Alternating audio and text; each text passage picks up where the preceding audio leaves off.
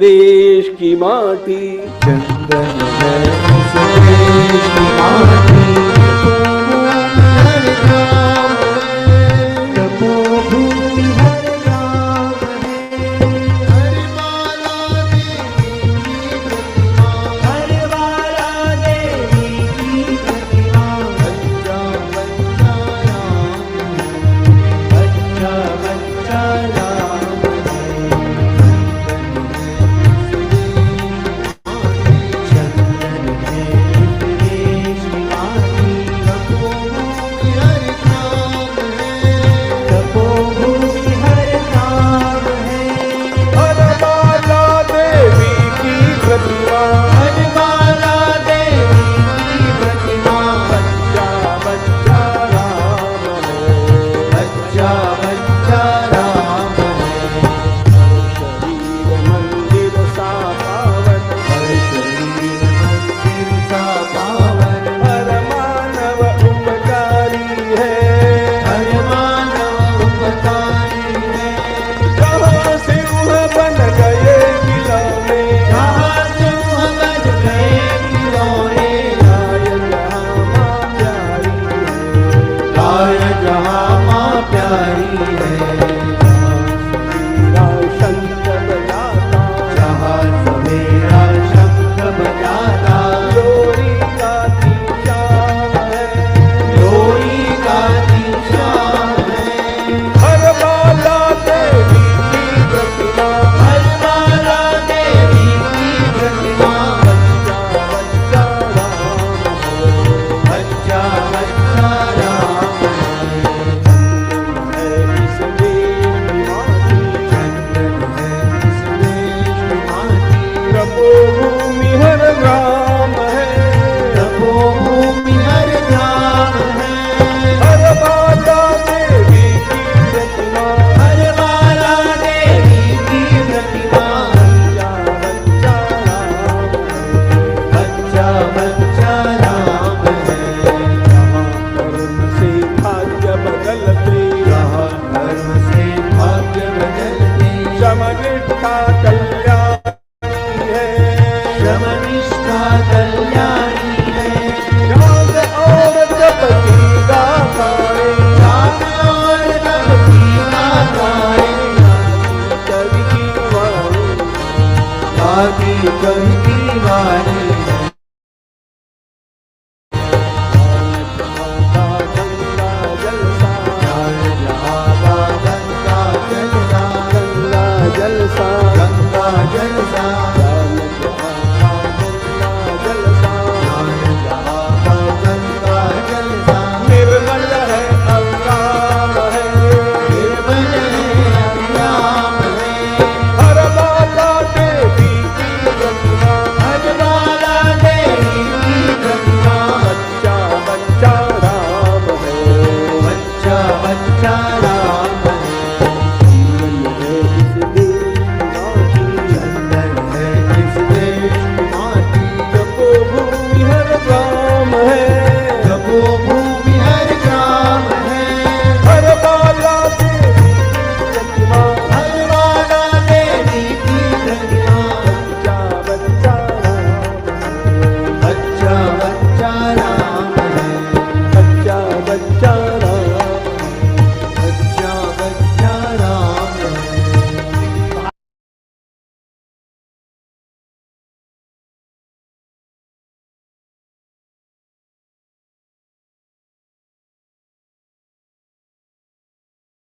नारायण हरि, नारायण हरि, नारायण हरि बोल। नारायण हरि, नारायण हरि, नारायण हरि बोल। नारायण हरि, नारायण हरि, नारायण हरि बोल। नारायण हरि, नारायण हरि, नारायण हरि बोल। नारायण हरि, नारायण हरि, नारायण हरि बोल।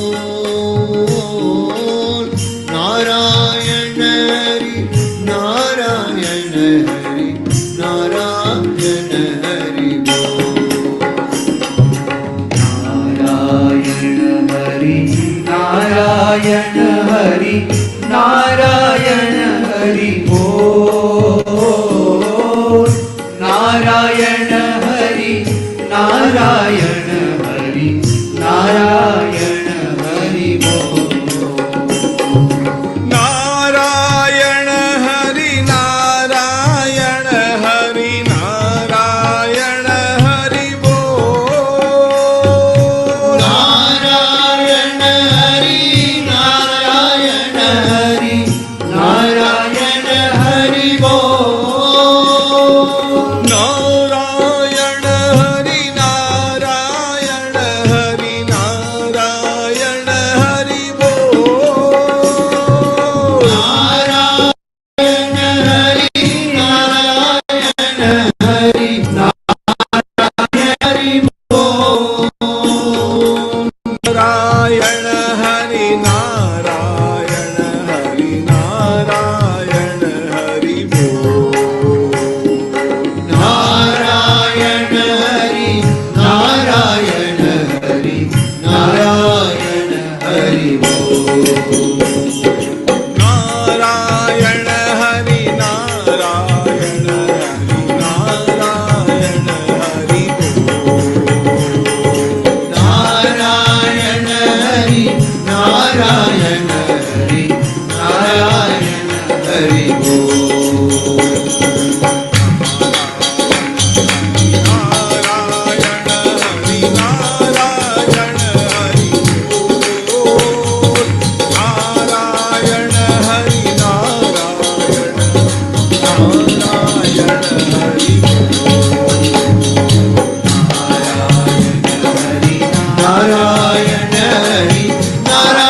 नारायण हरि बोल। नारायण हरि नारायण हरि नारायण हरि बोल। हरि नारायण हरि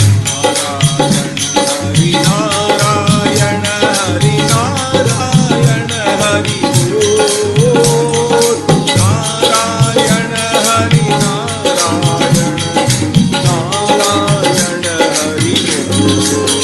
हरि बोल। नारायण हरि नारायण नारायण हरि बोल। नारायण हरि नारायण हरि नारायण हरि बोल। नारायण हरि नारायण हरि नारायण हरि बोल।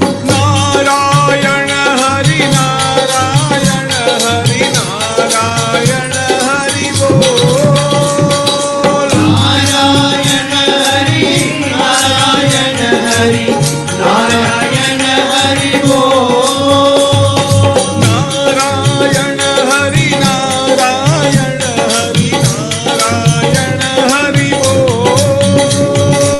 नारायण हरि नारायण हरि नारायण हरि बोल। नारायण हरि नारायण हरि नारायण हरि नारायण हरि नारायण हरि बोल। नारायण हरि नारायण हरि नारायण हरि नारायण हरि बोल। नारायण हरि नारायण हरि बोल। नारायण हरि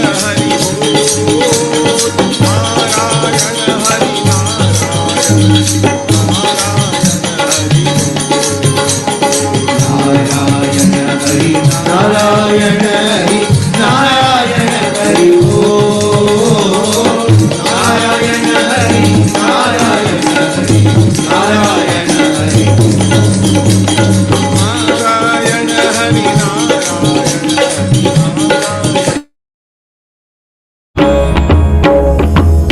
श्री गुरु चरण सरोज रज निज मनु मुकुरु सुधारी बरनउ रघुबर विमल जसु जो दायक फलचारी।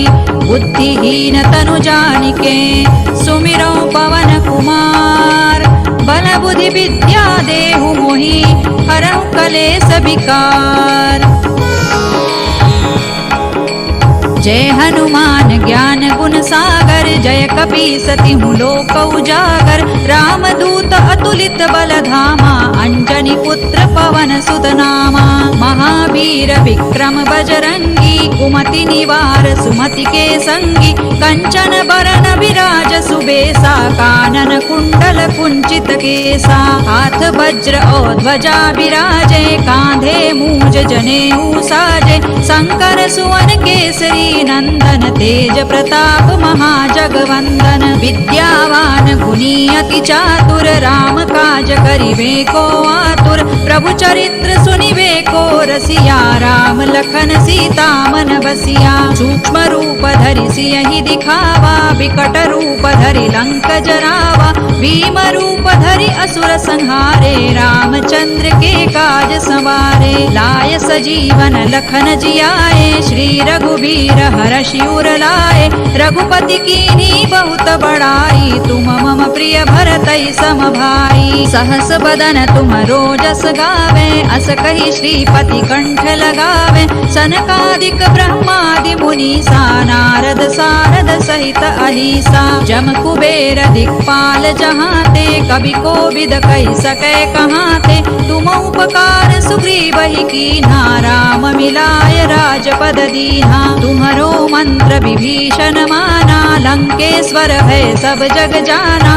जुग सहस्र जो जन पर भानु, लील्यो ताहि मधुर फल जानू। प्रभु मुद्रिका मेलि मुख माही, जलधि लांघि गए अचरज नाही। दुर्गम काज जगत के जेते, सुगम अनुग्रह तुम्हरे तेते। राम दुआरे तुम रखवारे, होत न आज्ञा बिनु पैसारे। सब सुख लहै तुम्हारी सरना, तुम रक्षक काहू को डरना।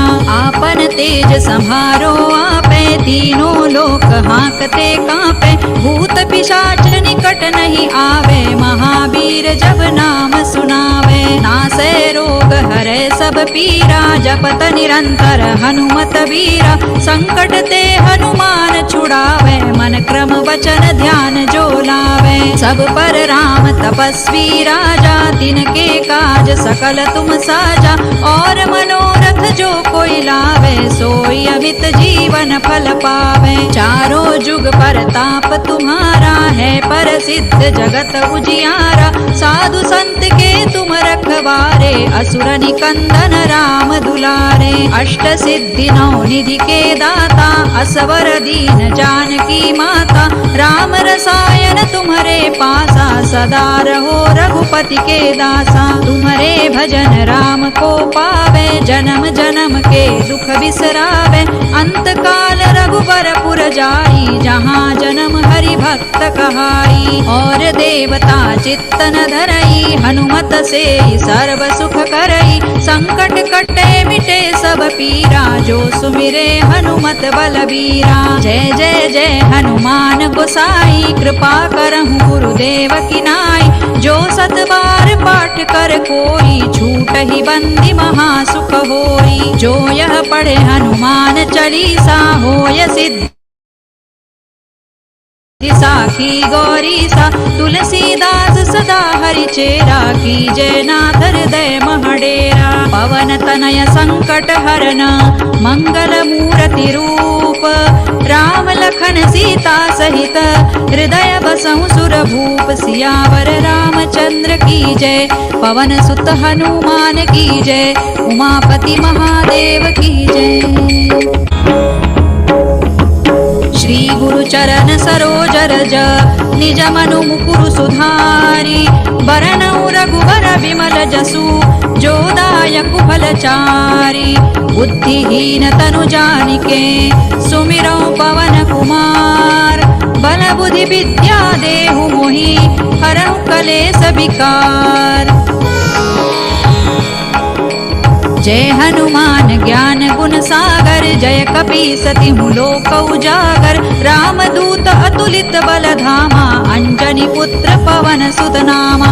महावीर विक्रम बजरंगी, कुमति निवार सुमति के संगी कंचन बरन विराज सुबेसा कानन कुंडल कुंचित केसा हाथ वज्र और ध्वजा विराजे कांधे मूज जनेऊ साजे शंकर सुवन केसरी नंदन तेज प्रताप महाजगवंदन विद्यावान गुणी अति चातुर राम काज करिबे को आतुर प्रभु चरित्र सुनिबे को रसिया राम लखन सीता मन बसिया सूक्ष्म रूप धरि सियहि दिखावा विकट रूप धरि लंक जरावा भीम रूप धरि असुर संहारे रामचंद्र के काज संवारे लाय सजीवन लखन जियाए श्री रघुवीर हर्षि उर लाए रघुपति कीन्ही बहुत बड़ाई तुम मम प्रिय भरतहि सम भाई सहस बदन तुम रोजस गावे अस कहि श्रीपति कंठ लगावे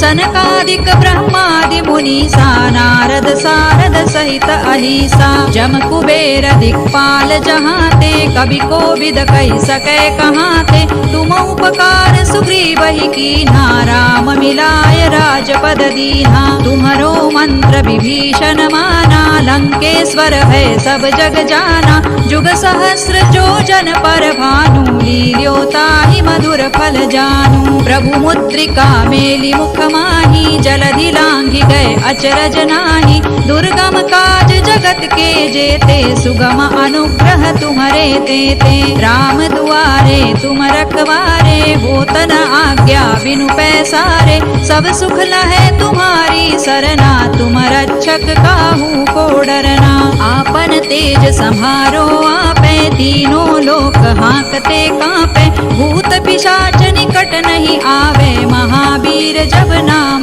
सुनावे नासै रोग हरै सब पीरा जपत निरंतर हनुमत वीरा संकट ते हनुमान छुड़ावे मन क्रम वचन ध्यान जो लावे सब पर राम तपस्वी राजा तिनके काज सकल तुम साजा और मनोरथ जो कोई लावे सोई अमित जीवन फल पावे चारों जुग परताप तुम्हारा है प्रसिद्ध जगत उजियारा साधु संत के तुम रखवारे असुर निकंदन राम दुलारे अष्ट सिद्धि नौ निधि के दाता असवर दीन जानकी माता राम रसायन तुम्हारे पासा सदा रहो रघुपति के दासा तुम्हारे भजन राम को पावे जन्म जन्म के दुख बिसरावे अंत काल रघुबर पुर जाई जहाँ जन्म हरि भक्त कहाई और देवता चित्तन धरई हनुमत से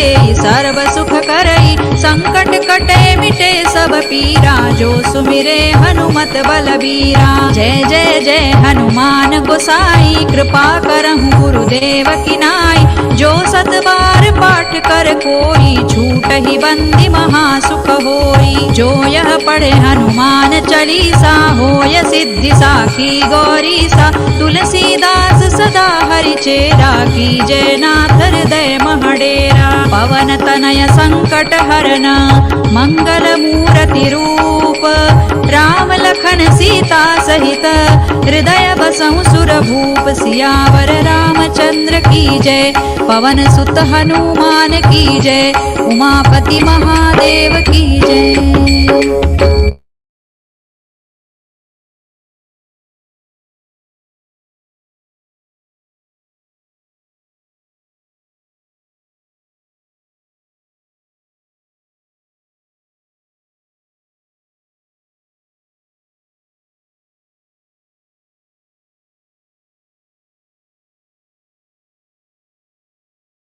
Didier, you are muted.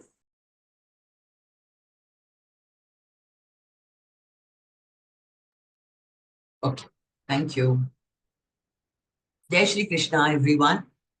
Let me, Mala Narayanan from Bengaluru, bow down to Yogeshwara Krishna and to our Guru, Param Pujya Swami, Shri Govindadev Giriji Maharaj, before the start of the function.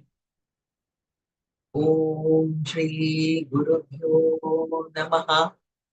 A warm welcome to all the sadhaks who have joined Gita Pariwar for learning to recite Bhagavadgītā flawlessly. And I'm very confident that as most of you are on the verge of completing Bhagavad-gītā, are able to read the chapters beautifully with Aghat, proper Anuswar and Visarga. On the auspicious occasion of Chaitra Shukla Paksha Pratipad, which marks the beginning of our upcoming new year and which is celebrated in various parts of the country as Gudi Padwa in Maharashtra, Navre in Kashmir, Ugadi in South India, and Cheti Chand in the Sindhi community. I extend my heartfelt wishes to all of you. May this year bring happiness, prosperity, and everything in your lives. Now, today is the fourth part of 6 sessions of second chapter, Sankhya Yoga.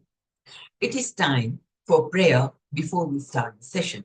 Prayer is considered to be an integral part of our culture, and it is an expression of our devotion. And today, Nirmalaji from Bangalore is going to recite prayer.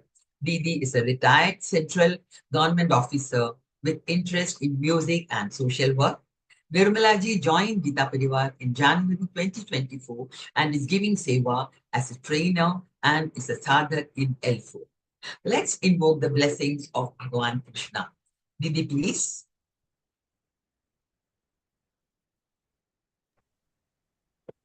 Jai Shri Krishna. Vasudevasutam devam Kausacharuramardanam Devaki Paramanandam Krishnam Vande Jagadgurum Shri Krishna Vande Jagadgurum. Jai Shri Krishna. Thank you, Didi, for that melodious prayer. Now it's time for Deepa Prajwalan. Deepa Jyoti Parabrahma, Deepa Sarva Tamopaha, Deepena Sadhyate Sarvam, Sandhya Deepo Namostute. I prostrate to the dusk lamp, whose light is the knowledge principle, the supreme Lord, which removes the darkness of ignorance and by which all can be achieved in life. Thus, this custom contains a wealth of intellectual and spiritual meaning. May I request Suchitra Gardidi from Kolkata. Didi has done seva in many departments and at present is an intern trainer and tech too. Didi joined Gita Pariwar in April 2022. Didi has completed all 4 levels twice and is now in L3 for the 3rd time. Didi, please.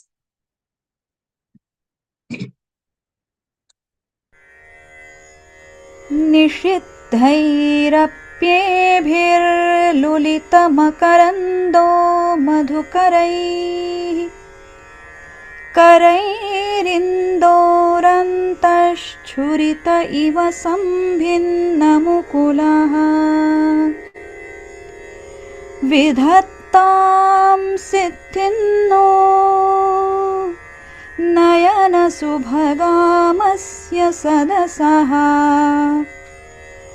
प्रकीर्णः पुष्पाणां हरिचरणयोरञ्जलिरयम् शरदिन्दुनिभां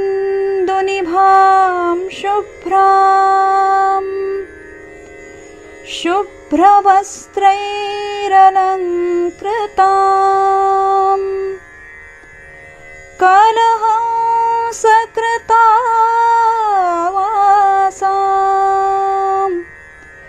वरदां शारदां नुमः वरदां शारदां नुमः.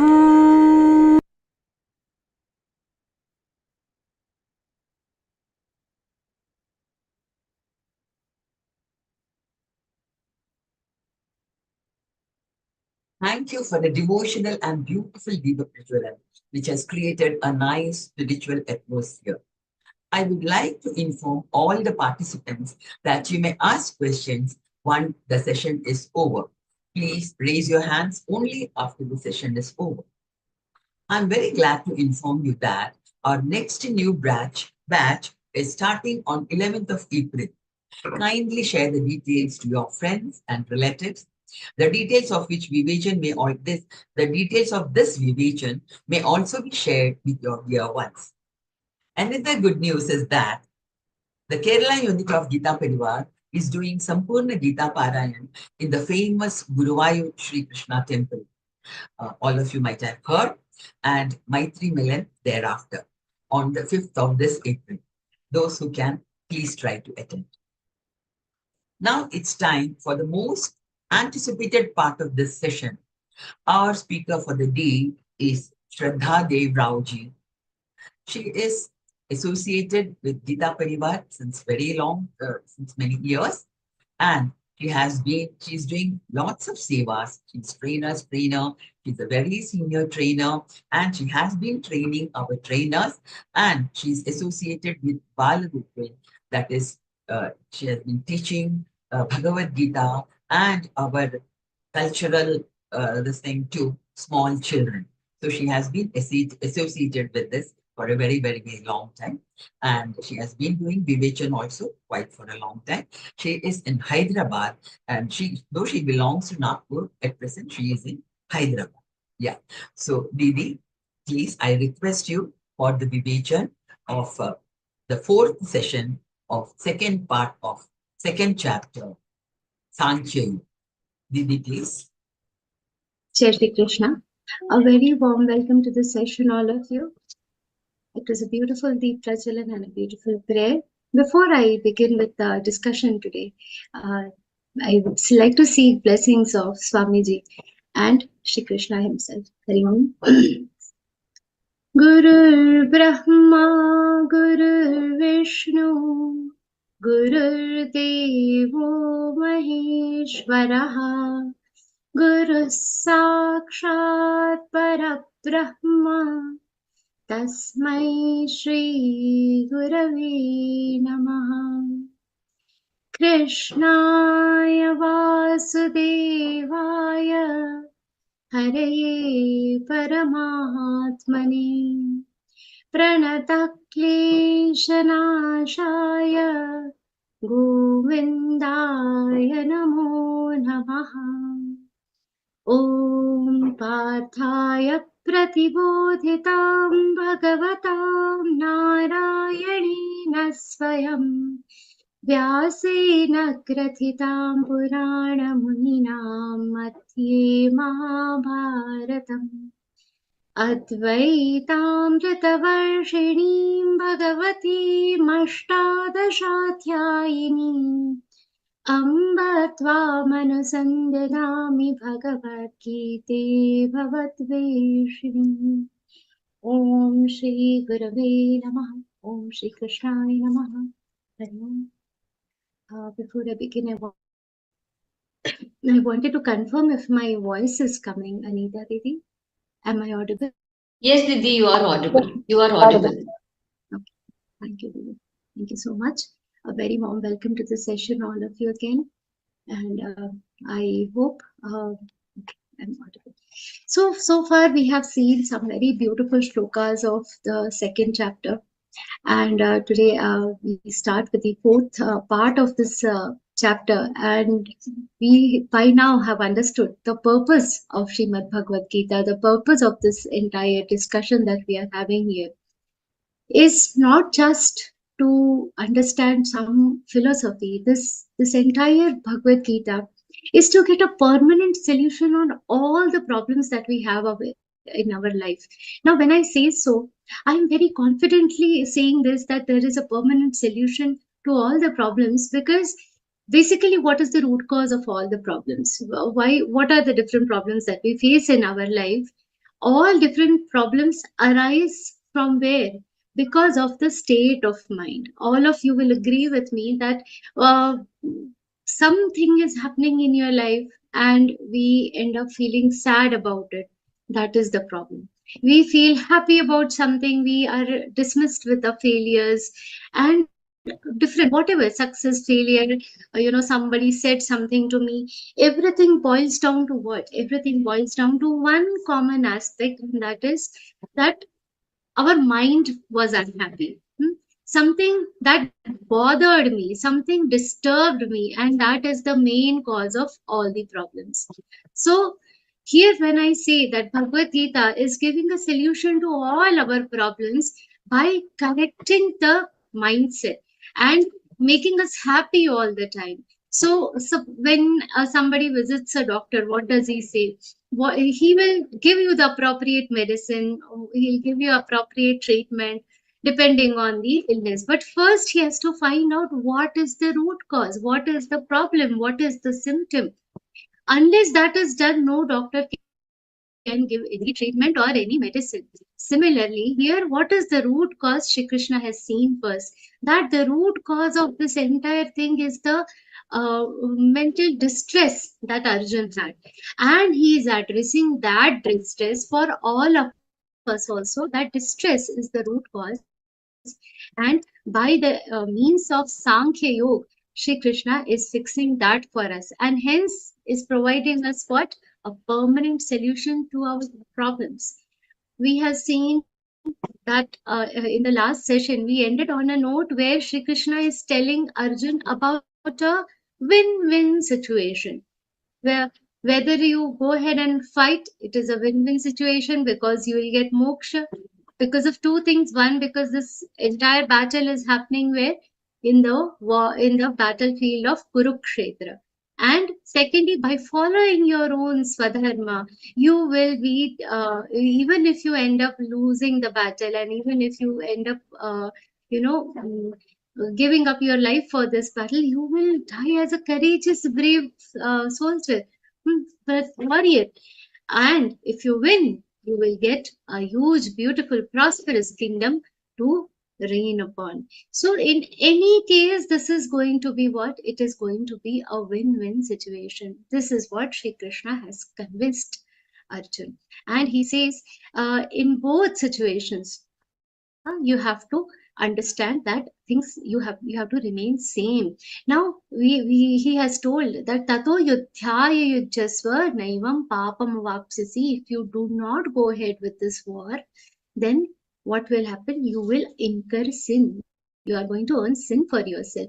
While entering this war, while doing this act of battle, what kind of mindset will keep you away from these sins, will keep you free, sin free, is what Shri Krishna is going to discuss further. So we'll start with the next shloka. Esha te bhita sankhye buddhir yogi tvemam shru buddhya yukto yaya partha karma bandham prahasyasi. So far, Shri Krishna has told us about the Sankhya Yoga. It is also popularly known as Jnana Yoga, where he has given the knowledge about Atma and other things. And now what he is going to tell us is going to be related to Karma Yoga. Yoge Tvimam Shrunu, where he is using the word here yoga, he actually means the Karma Yoga. Okay, so Buddhir Yoge Tvimam Shrunu. Now I'm going to tell you about Karma Yoga. And by knowing all this, what is going to happen? Buddhya Yukto Yaya Partha. By knowing this particular yoga that I'm going to tell you, Karma Yoga, what will happen? Karma Bandham Prahasyasi. You will be free from Karma Bandha. Now, what is this Karma Bandhan? Let us take a minute to understand this term, Karma Bandha. Bandha means anything that is a binding. Now, just imagine a rope. How is a rope? Just imagine, and even now we don't use too many ropes, but a rope is made up of many strings, isn't it? If you see a very thick rope, what it will be made of? It is made up of very fine strings or thread, the dried grass. The dried grass in itself doesn't have any strength. But when many dried grasses, strings of many dried grasses together are binded, they form a very sturdy rope which is very difficult to break. This is a similar thing that happens with our karma. what has happened? Karma means actions, whatever actions we do. The actions that we do, even on a daily basis, for instance, the women are cooking, the children are studying, men are going to the office. No matter who you are, you will be doing some or the other actions. Now, each action that we do leads us to some or the other desire. When a lady is cooking, for instance, there will be a desire that that cooking should get little appreciation. Once a while, I should get a break from cooking. The men who are earning, for them also, today I have this job. May I get a better job where I earn little more? May my, manager appreciate me? There is a desire for appreciation. There is a desire for fruits, and some people also have. I do so much for my family, and in return, what is my family? So there is this ego that I am doing a lot for my family.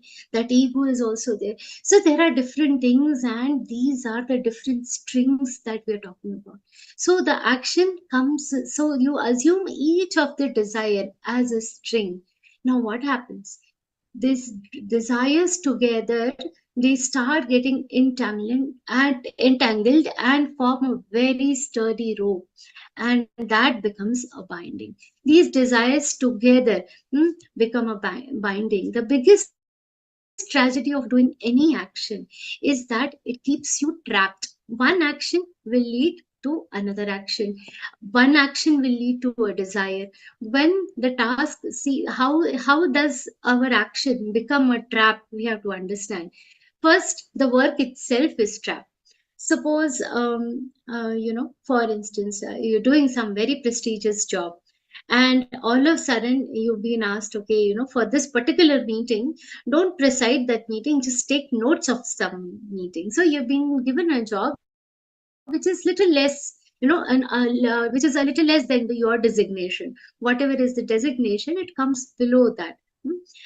Suppose we are taking Gita Pariwar classes, and somebody is telling, okay, now leave this particular thing, just sit and become a sadhak again.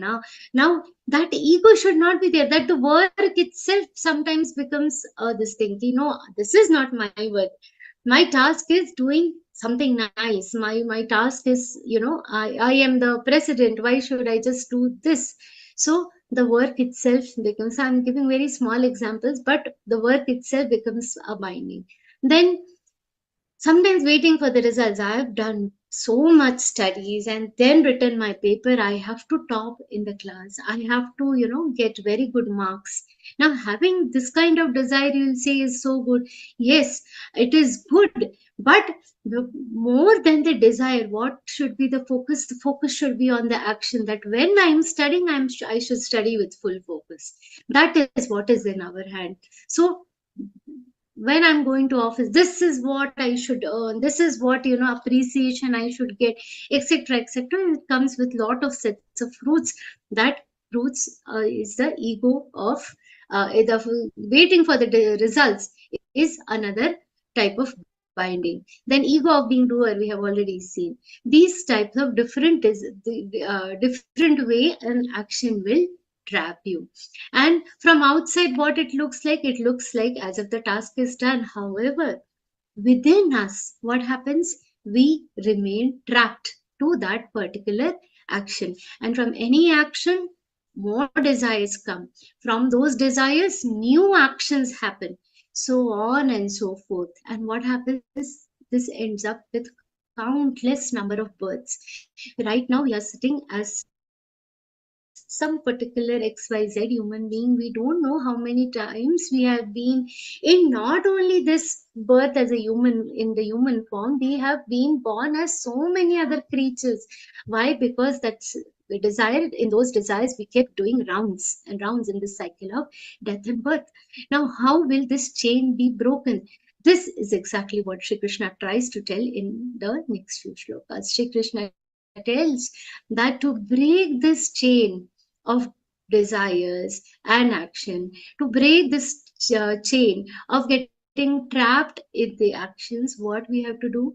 Convert our karma. Karma means action. Convert your karma into karma yoga. Then you will be free from this cycle. You will be free from your jobs. Now Shri Krishna tells we do karma as per our nature. How as per our nature we are doing our cycles, as our we are doing our karma. Then further, how to get freedom from all this? Shri Krishna is first explaining on how important it is to do your job. Neha vikramanaşosti pratyavayo na vidyate स्वल्पमप्यस्य धर्मस्य त्रायते महतो भयात्. यह अभिक्रमनाशः न अस्ति. This entire cycle, it is going to be continuously happening, and we have seen that there is some amount of defect in this particular cycle because we are going to get stuck in it. And what Shri Krishna is telling, asya dharmasya swalpamapi mahata bhayat trayate. If you are able to do the karma as per the karma yoga, then you will be able to what? Save yourself from big fears. Even if a small task is done in this particular way, in which way? As per karma yoga, then you will be saved from bigger fears. Small example I'll tell you. If we all pay taxes, now if the tax is paid within a particular year, within that financial year, then you will be saved of lot of trouble later, isn't it? Similarly, studies, now if the children, now it's December and if our final exams beginning in March and April, if you study in these 2-3 months, then the last minute trouble will be saved, isn't it? So you have to study within a particular time, within a particular time, all the tasks should be done. Then we will be saved from what? Saved from different troubles, different types of fears. Hence, Shri Krishna says that first you make a resolution that you want to act according to your dharma, your swadharma, and convert your karma, convert your actions into karma yoga. And once you decide to do that, all the things, once you decide that you will be able to, that all the karma that you are doing is going to be according to karma yoga, we will understand what is karma yoga. But Shri Krishna says, once you decide that you will be doing the karma according to this karma yoga, then you will be completely free from all fears. Fears of what? Fears of what is going to be the result of these actions. Fear of what is it that is in store for me further. So what Shri Krishna is telling, that you have to develop that kind of correct intellect, buddhi, that kind of correct intellect you have to do, such that your karma gets transformed into karma yoga.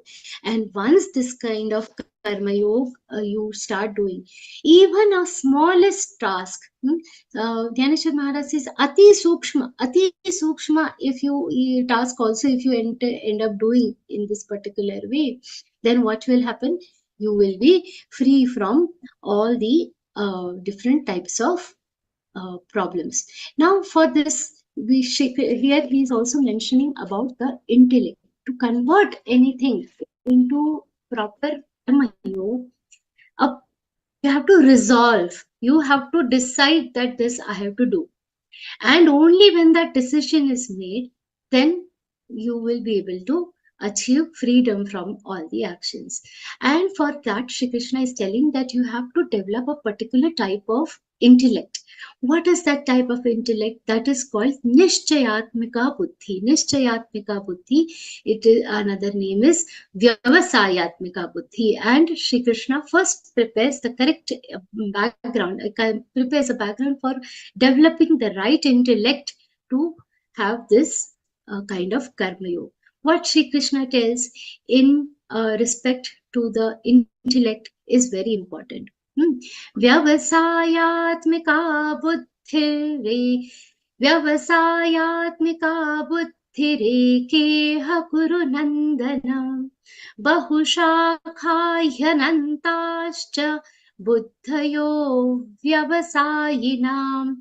What we have to do? First, we have to resolve. Resolve what? That I am going to take the path of Karma Yoga, because this is the only thing that is going to free us from this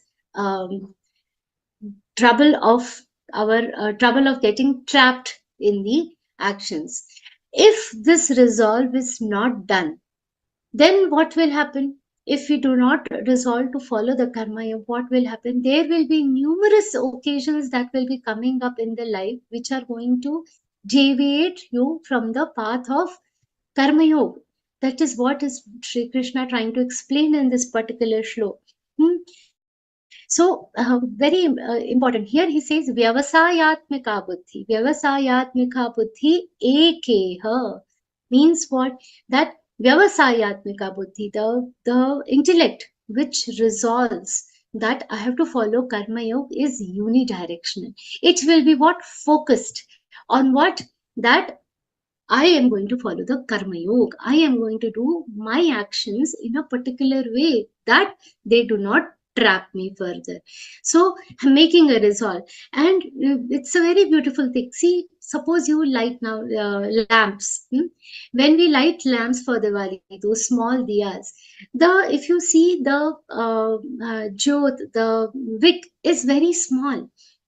And the jyot is also very small, but it brings so much beauty to the room in complete darkness.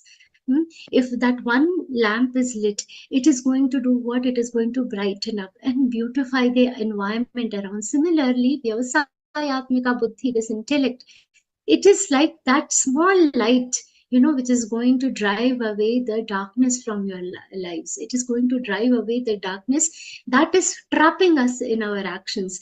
This one particular intellect, this lightening of this intellect within us is going to free us from different types of traps.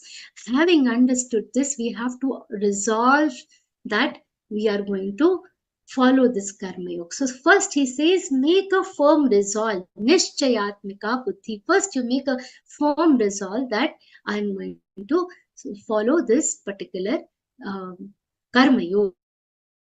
Those who have not resolved to follow this, how is their intellect? Shri Krishna is explaining. Now, when we are going towards karma yoga, see this entire chapter, first half, if you say, there are lots of things in this chapter, okay, but if you ask me a broad categorization of this chapter, 3 important parts come in this chapter. The first part that we saw was focused on Atma Gyan. That was the knowledge of Atma. Now, gradually, Shri Krishna is taking us from Atma Gyan towards what? Karma Yoga. And after telling us about the Karma Yoga, gradually towards the end of the chapter, we are going to see the characteristics of Sthita Prajna. This is the broad structure of this particular chapter. In this chapter, before we enter into Karma Yoga, Shri Krishna is telling that a person should resolve to have Nishchayatmika Buddhi. From the perspective of we as sadhaks, we as our perspective, we have, what do we have in this shloka for us? We have to do a self-introspection as to which category am I in? Is my intellect in the first category, which is ekeha buddhi, which is focused, which is unidirectional? Or is my intellect falling in the second category? What is the second category that Shri Krishna has told? Bahushakhayanantascha buddhayo vyavasayinam.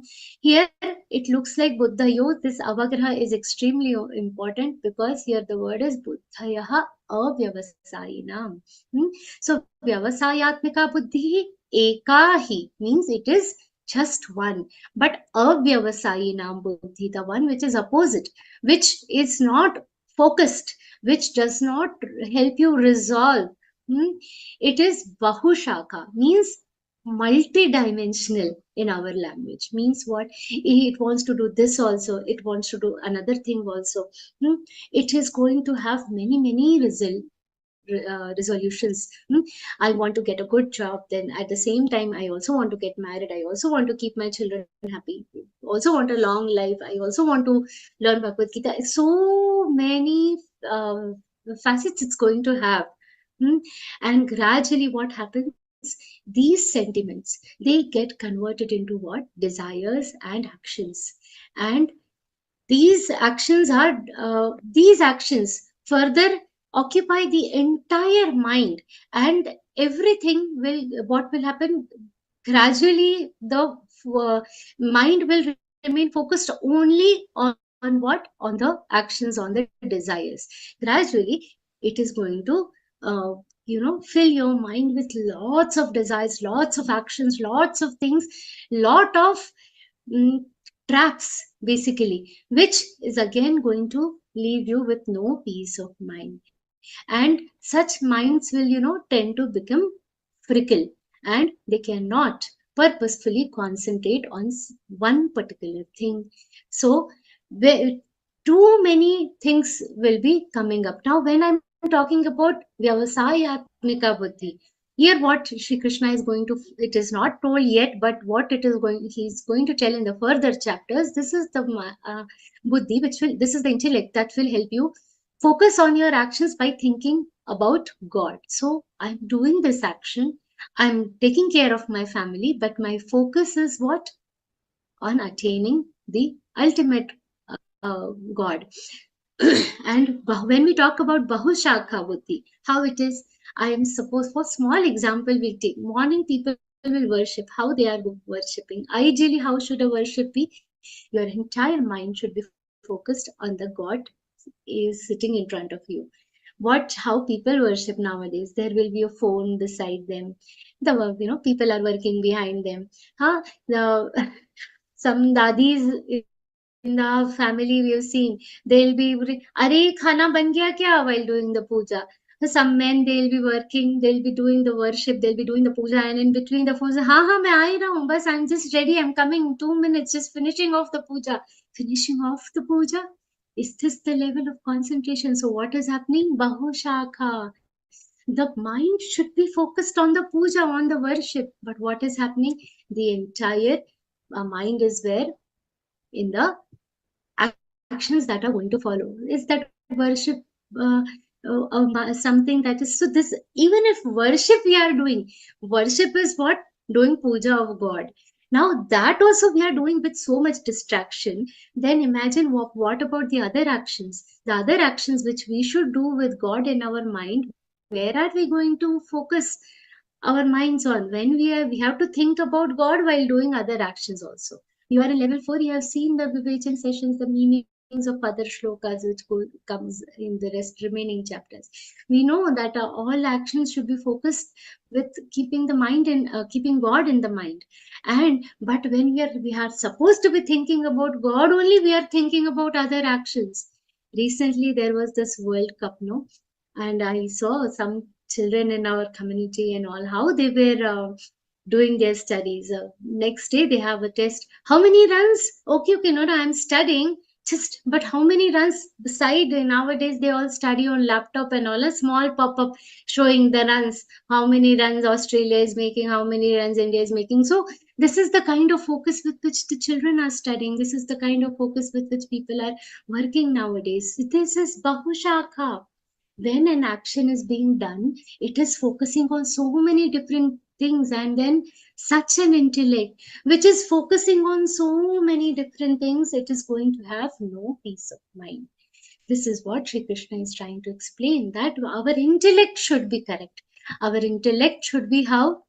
Now where it has to focus, all that detail is going to come further. But first, Nishchayatmika Buddhi, Vyavasayatmika Buddhi, unidirectional and focused intellect is what is required. Because that kind of intellect focuses only on one thing, only on the objective it is supposed to work on. However, the other intellects, which are multidimensional, they keep thinking about different things, and what happens? The mind, and because of this, the mind and behavior of people changes. The mind starts getting obsessed to different kinds of desire. And then it becomes very difficult to free yourself from this kind of turmoil. So what we have to understand, Shri Krishna says that you have to have vyavasayatmika buddhi.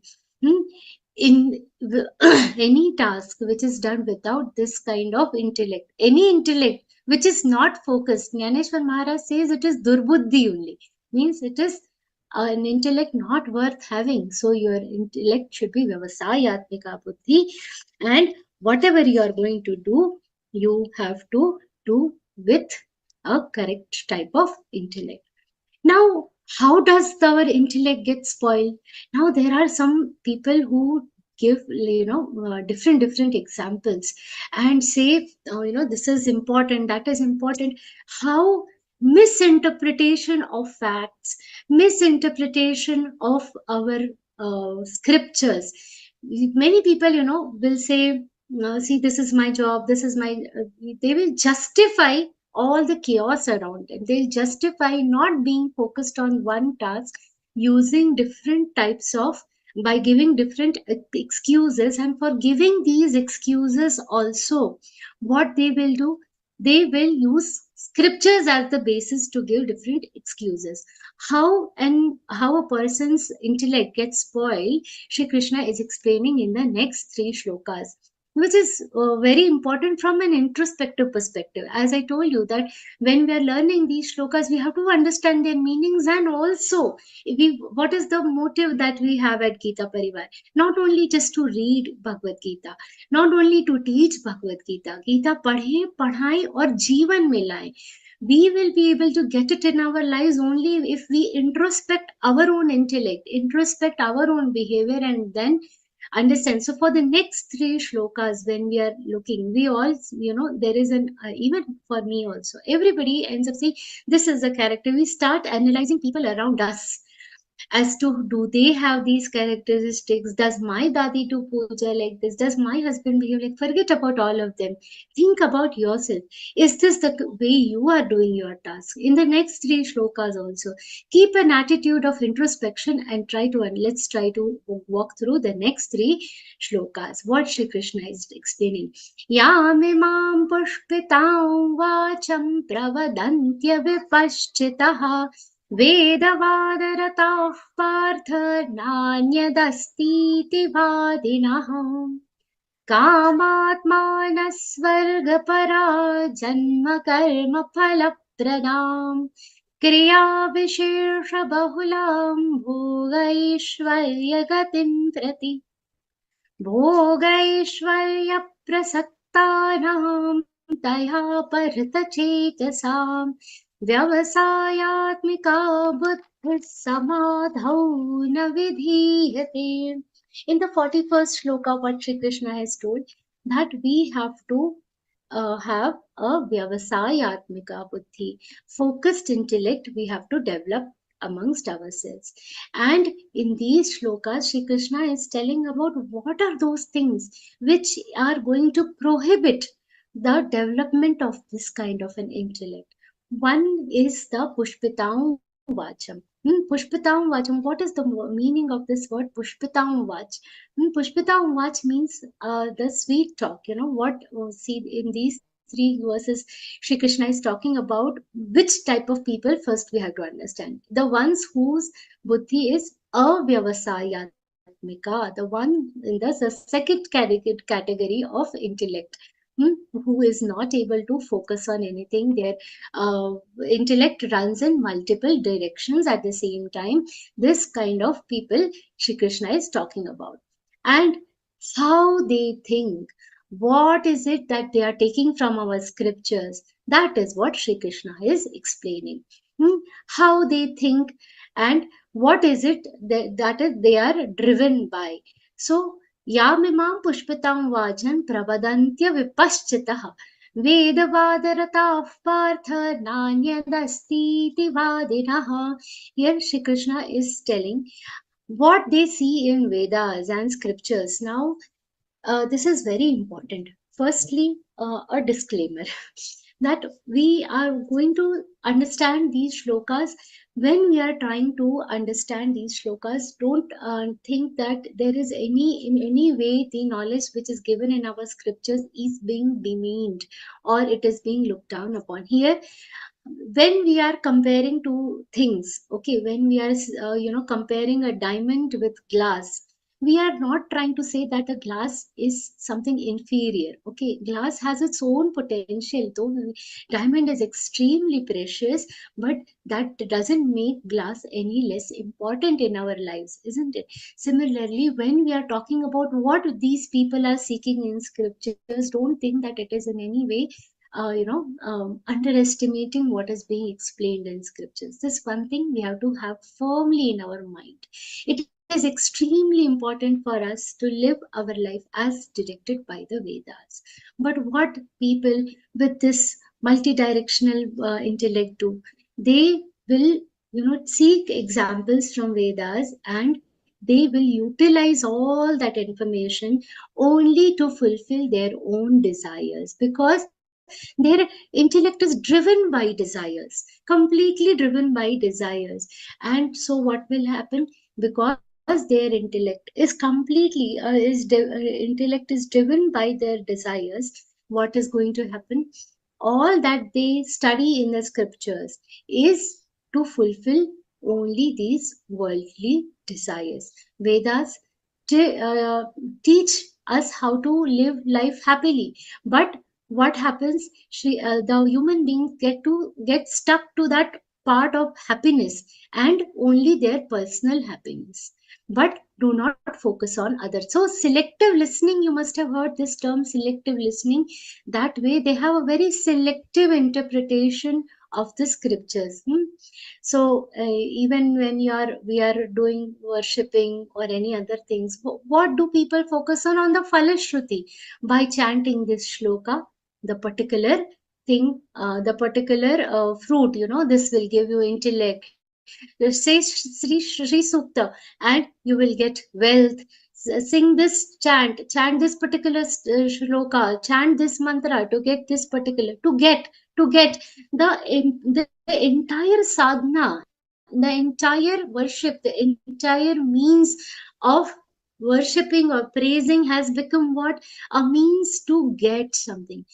This is a problem. This is the pushpitam vacha. So it means only the good part. Selectively see the good part. They cannot discriminate between what is real, what is unreal, what is the perishable, what is imperishable. All the flowery words of the Vedas, they will be using of Vedas, scriptures, all they will be using for what? Attainment of pleasure and prosperity. Here, the word pushpitam has been used to show what? That this kind of speech is just flowery. It is only attractive, but it is not going to bear any permanent fruit. We have to understand.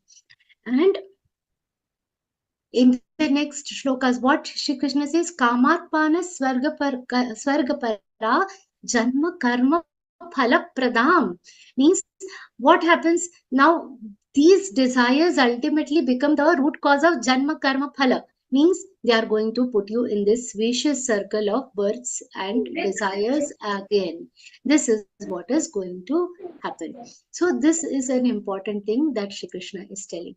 And we have to understand this, that these three shlokas, so understanding or interpreting the scriptures only to fulfill your own desires, interpreting the scriptures only from that perspective, and doing puja, etc., only to kamat manas swargapara. What is the meaning of this word swargapara? All these actions, recently we had Diwali. In that also, when the scriptures say that you have to get up early and take a bath. Now, how it has been said, if you don't take bath before the sunrise, then you will go to the narak. Otherwise, you will go to Swarga. Now, this motivation is correct to be, going towards Swarga, but that should not be the only driving cause. That should not be your final destination. That is not the only thing that a person should seek. That is what we have to understand. Kriya Vishesha Bahulam Bhogaishwarya Gatim Prati. What is this? Whatever, Kriya Vishesha Bahulam, whatever actions are done, they are, it is used as if this is what, from this particular action, I'm going to get this particular fruit. All actions are what? Fruit driven. And this is the biggest problem. So Bhogaishwarya Prasaktanam, here there are some adjectives which are used for this kind of people. What are those adjectives? Bhogaishwarya Prasaktanam. They are deeply attached to what? To the worldly desires, towards enjoying all these worldly temptations. Taya Parita Chetasam. Aparita Chetasam means whose minds are drawn away from what? The God, from the real purpose of the life. And here Shri Krishna is telling, for such people, what is going to happen? Vyavasayatmika buddhis samadhau na vidhiyate. Na vidhiyate means it is never going to get fixed, not going to settle in them. Samadhau means in their mind. In their mind, what is not going to happen? The vyavasayatmika buddhi, the determinate intellect that we were talking about, which is going to give them focused, which is going to give them on a correct track. That kind of intellect will not be attained by whom? These kind of people. Which kind of people? Those which have been described here, who are completely engrossed in desires, those who are completely carried away by the worldly desires. Such people derive all, and just to fulfill their own desires, they will justify also all these desires, all these actions, they will justify by using different facts from the Vedas, the scriptures and everything. They'll misinterpret or interpret only that particular part of the scriptures. Now Krishna is going to inspire Arjun to attain that ideal state where you do not fall in this particular category. He says, first, we have seen that he wants us to have the right intellect, and he has explained us what are the obstacles in getting that particular intellect. What are those obstacles? Our excessive attachment to the worldly desire is the main obstacle we have to understand in fixing our intellect. And Shri Krishna tells how you can go beyond this state. In the next shloka, Shri Krishna explains how you can go beyond this state and establish yourself with the eternal divine existence of the God. What Shri Krishna explains in this context is Traigunya Vishaya Veda Nistraigunyo Bhavarjuna Nirdvandho Nitya Sattvastho Niryogakshematmavan. We have to understand this thing. Now, we already know, we have seen the 14th chapter, the three gunas, the three states, Rajogun, Tamogun, and at this particular time in the Bhagavadgītā, this has not been explained to Arjun. But what Shri Krishna has done, the first prastavna, you can say, the first time he has introduced this word about Traigunya, about the Prakriti being Trigunatmika, the Prakriti having these three attributes, is this place where he says that you understand that even the Vedas have these three attributes. Now, again, when we are trying to understand this, we have to understand in its correct form. Vedas is the ultimate guide to a happy life. And now it has been given to the humans in a way that you can get whatever you want from this life.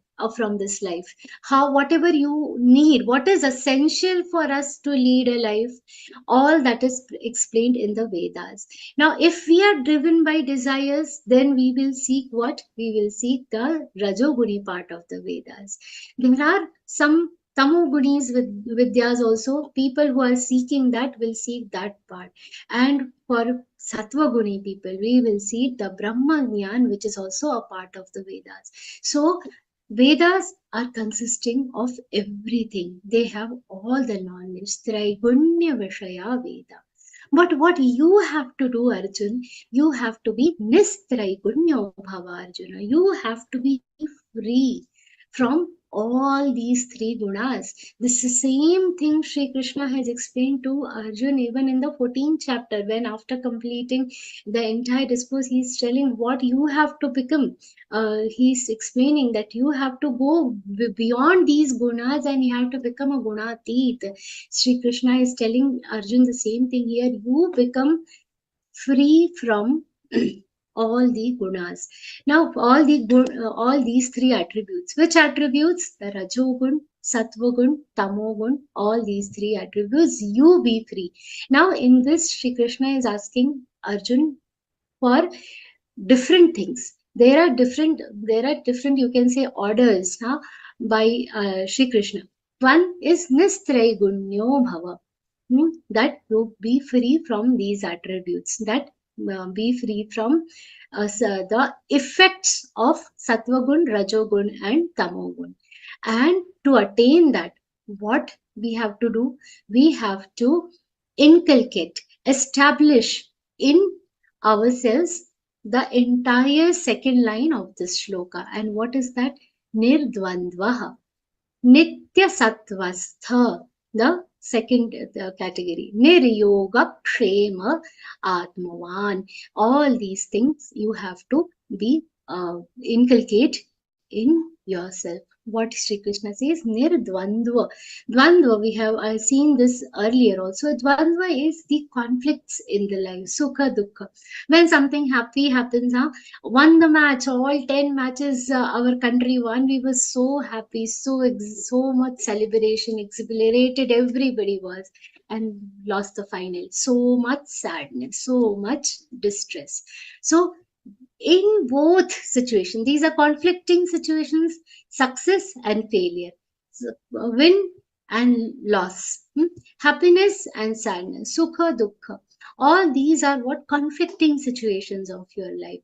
In both situations, nirdvandva means you have to be beyond these situations, beyond these particular beyond these beyond the results of such situations. Shri Krishna has already told that the basic foundation is what? The basic foundation is samatva, be same in these particular, in these two contradicting situations.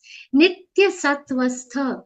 Now this advice to the previous advice was what? To rise above the pairs of opposite. And when will you be able to do that? When you will be able to establish yourself in what? The God, in everlasting divine supreme power. Nitya sattvastha. Here the word sattva is not in the terms of just the sattva gun, okay? It is in the term of the supreme power, the supreme omnipresent power which is existing everywhere. Continuously keep your mind affixed in that particular divine power in God. Niryoga Kshema and Atmavan. Niryoga Kshema. Here Sri Krishna is telling you have to free yourself from what? The thoughts of acquisition and preservation. Means what? I want to get this. I want to, I have to accumulate so much wealth, keep accumulating. How is the human tendency? Keep accumulating. Even a family of just two people have so much accumulated in their houses nowadays. We have this thing of so many things are available in the market and we want every other thing in our house. And then preserving it, whether you need it or you don't need it. Just because my neighbor has it, I have it. Continuously acquiring and keeping those things which you don't even need. You have to be free from this entire process of, unnecessarily accumulating all things around you. So many Atmavan, we established in self. Ultimately, we have, to ultimately attain the knowledge of what? Atma. So have an aim of realization of God. Get established in yourself and have that realization of God. And for Shri Krishna is explaining that this is how your state has to be. This is how you should be. You have to be beyond these three gunas. And Shri Krishna gives a very beautiful example also, that of how this kind of person who is established with with God, how is a person who has inculcated all these characteristics, the one who doesn't get affected in contradictory situations, the one who is always stable in all kinds of situation, the one who is continuously focused in God, who is Atmavan. How does a person like this remain unfazed? How does he remain untouched? How is this going to happen? Shri Krishna gives a very beautiful example for this in the next shloka. He says, Yavanartha udapani sarvatah samplutodake tavan sarveshu vedeshu brahmanasya vijanatah. Here Shri Krishna is telling also about a very important thing. First, let's understand the example that Shri Krishna is telling us. He says, Yavanartha udapane sarvata samplutodake. Means, suppose you find a beautiful pond of a beautiful pond. Okay, or if you see a beautiful water, so just imagine yourself, near the river Ganga. At that particular time, will you remember a small pot full of water that is present in your home? No, right?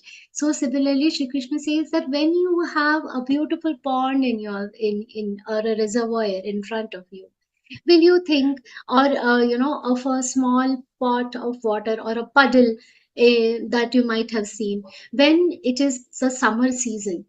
We all value water so much because at that point of time water is very scarce, huh? And then every drop seems important. And in the rainy season we see ourselves also, when there's so much water everywhere, that there is no problem. We do not think about anything. When there is flood, who is going to think about the flood puddles? Then similarly, just like that, tavan sarveshu vedeshu brahmanasya vijanata, the one who knows all the Vedas, the one who knows everything, they will not think about these small things. For instance, now suppose you somebody is the chief minister of a state, and then they in after one election, now they don't want to continue. When you go and ask them, okay, you're not the chief minister, no, would you like to be the corporator of the particular area now? How would that be? Somebody somebody who has been a chief minister or a home minister or some very worthy minister, will they go back to be being a corporator? It's election time, so I got example this thing that all of a sudden if they are being told to work like a corporator, will they be able to do? No. Will they like to do? That is the main question. No. So suppose you tell the vice chancellor of a university to go back and become a primary teacher, then will they agree to it? No. So somebody who is free from all the gunas, somebody who has attained the Brahma Jnana, Brahmanasya, so somebody who has the knowledge of the Brahmanda, everything they have know, such a person will not value these small worldly things. That is the essence of this particular shloka. So once you have the bigger picture, once you have the eternal knowledge, then these small things are not going to make any difference to you. And This is a very important thing. Once you are determined, once your intellect determines that I have to attain that knowledge, once your intellect is determined that I have to get the right knowledge and convert my karma into karma yoga, and with that particular mindset, we have to step in this. Here Shri Krishna has told the importance of the intellect. Here Shri Krishna has explained the importance of karma yoga, and then Shri Krishna in the next shloka, a very beautiful, a very popular shloka follows this. And here Shri Krishna is explaining the qualifying, the basic qualification of the karma yoga. What Shri Krishna explains is very beautiful, explained in a very popular shloka. He says, Karmanyevadhikaraste ma phaleshu kadachana ma karma phala heturvur ma te sangostva karmani. One of the most important verses of the Srimad Bhagavadgītā.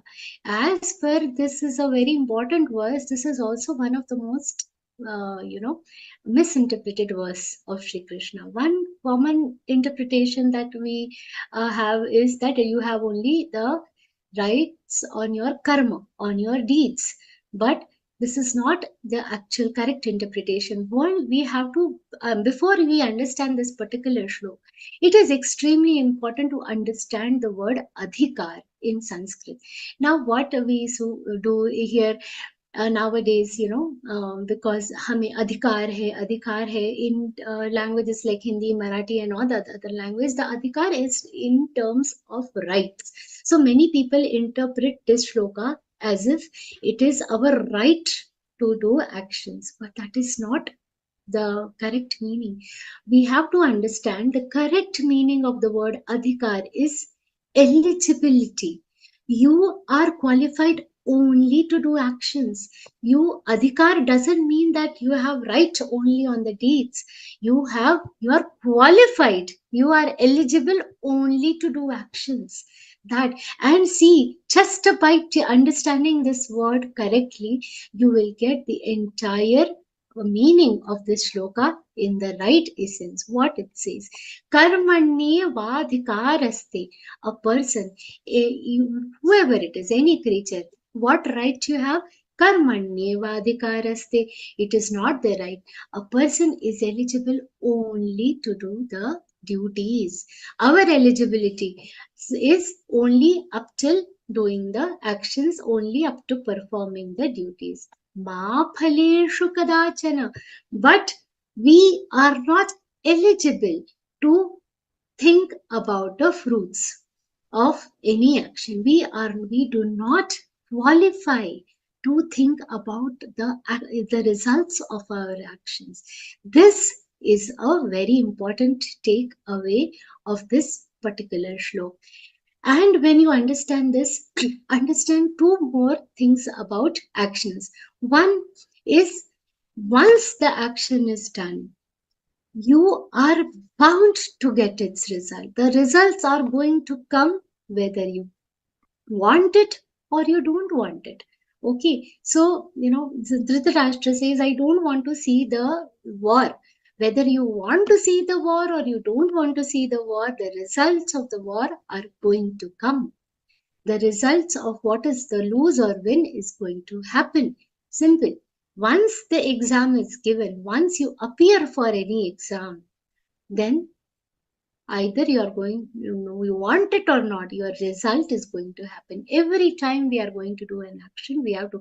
So many people, they will say, I want to just run away from this place. No matter where you run away, your result is going to be same, because whatever you are going to face here, you are going to face it everywhere, because whatever we are facing is a result of our actions. So that is imperative. And if you have not done it, this is there, that if you have not done it, the actions will not come. And it is never going to happen. A corollary of this is that something you have not done, nothing is going to come for free. So if some people say, "Pata nahi kya hai," they are, no, somebody has got too many riches and no, he's born blessed. No, he's born blessed because he has done something that has given him the birth. Many people, उसका क्या है, उसको तो ऐसे ही मिल जाता है. No, we have to understand that उसको कैसे भी मिला है. No matter how that person has got it, it is not like that. नहीं किया और मिल गया फल, that never happens. That we have not done an action and we have got it, it is not like that. Whatever is coming to you by luck also is a result of your past deeds.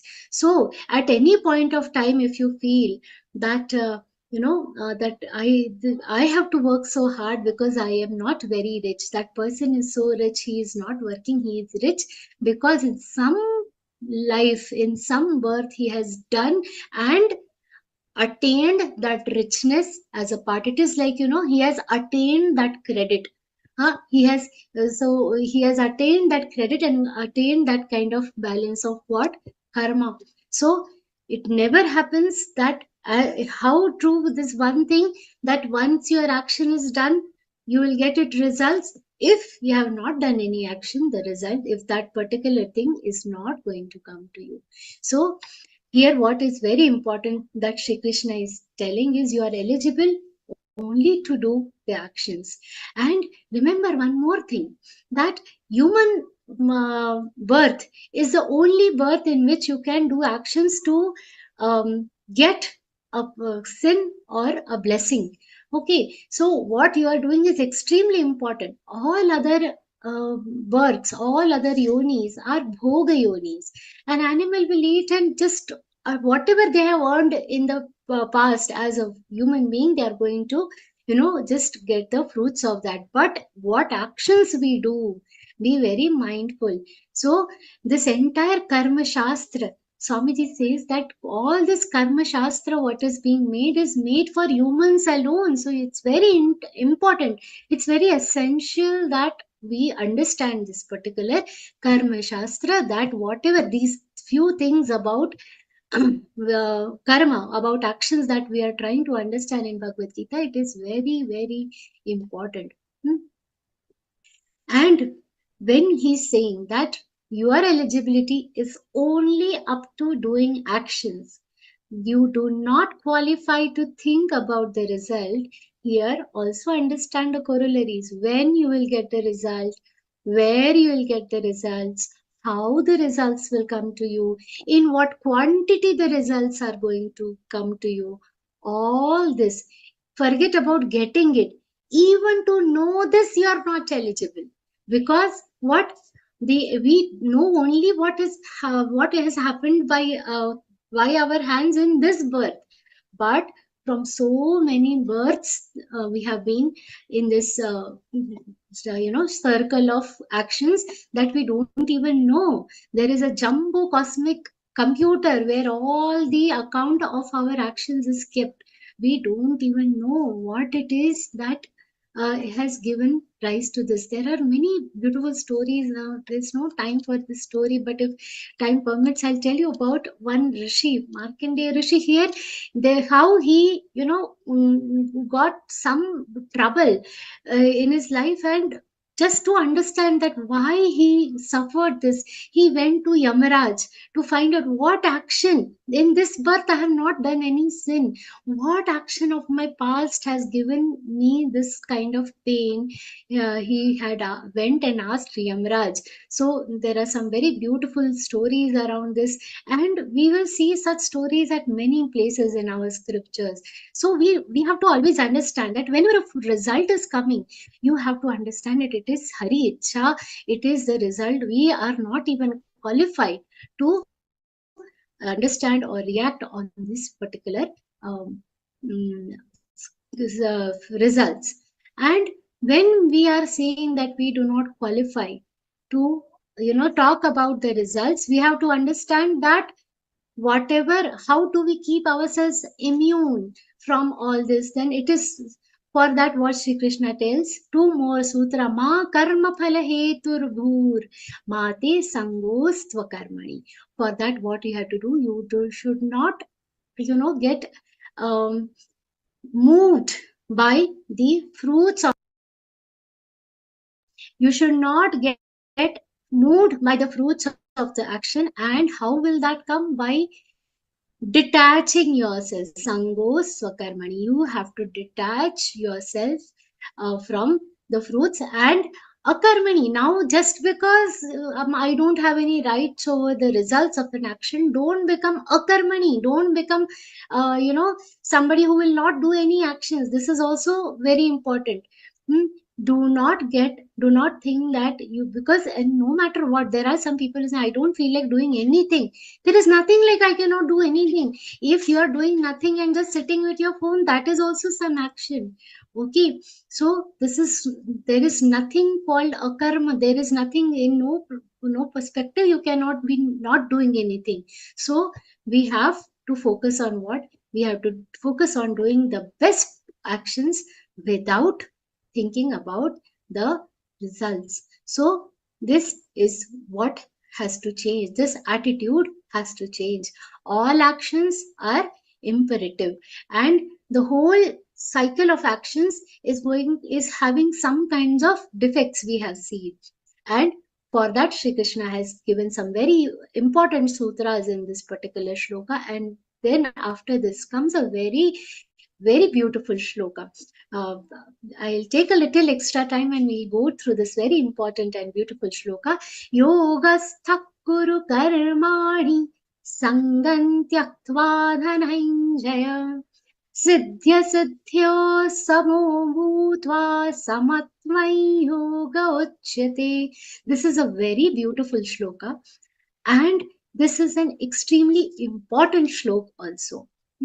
What Sri Krishna asserts here is equanimity. Equanimity in success and failure is the most important thing. What kind of sentiment should we develop in our mind? We have to develop a sentiment of equanimity. In what? In contradictory situations. What Sri Krishna is telling here is Yogasthak Kuru Karmani. Yogastha means who is, stha means steadfast, established. In what? Yoga. Here it means karma yoga. You have to establish yourself in a particular mindset. And what is that mindset? Mindset of equanimity. And how that will happen? That will come by sangan tyaktva. By what? Abandoning, discarding what? Attachment. When we are parents, we are doing the best for our children, but at the behind the curtains, behind all this action, there is a hidden, when I become old, this, my children will in turn do this for me. This kind of expectation is what? Attaching you to your karma. It is, and so many times I hear children, people saying, I don't know, we have done so much for our parents, you don't know what our children will do. Why this topic? Be a good parent. Beyond that, sangan tyaktva, then leave all the attachment. Siddhya siddhyo. What is siddhi and asiddhi?